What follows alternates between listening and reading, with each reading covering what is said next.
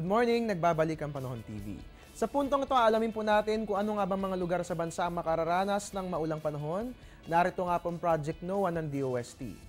Para po sa ating chance of rains, makikita nga po natin itong color scale na nandiyan sa aking gawing kanan. Kapag pumapula, ibig sabihin makararanas tayo ng 70 to 100% chance of rain. Sa makatuwid, magiging maulan nga po. Ito nga po yung mapa ng ating bansa. Makikita nga po natin, kulay pula rito po yan sa may Bicol region at ganun din po yan sa Visayas. Mapula nga po dito po yan sa may bahagi ng Leyte.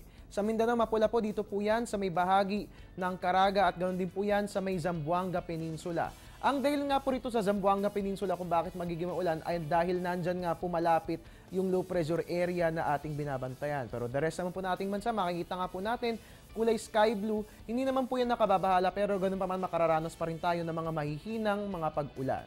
At yan nga po ang Project NOAA ng DOST. Para kayo mismo ma-access nyo kung alin nga ba mga lugar sa bansa makararanas ng pag-ulan o baka mamaya gusto nyo i-check kung magiging maulan ba sa inyong lokalidad, pwede pong silipin yan sa ating website www.panahon.tv.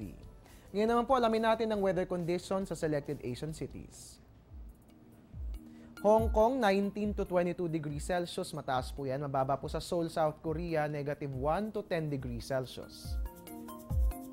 Singapore, mataas, 25 to 32 degrees Celsius. Mababa po sa Hanoi, Vietnam, 19 to 25 degrees Celsius. Bilang panguli, Brunei Darussalam, 24 to 31 degrees Celsius. Mataas po yan. At mababa sa Phnom Penh, Cambodia, 22 to 31 degrees Celsius. At sa ating pagbabalika, alamin po natin ang mga naitala nating minimum and maximum temperature. Po kaya alis, magbabalik ang Panahon TV.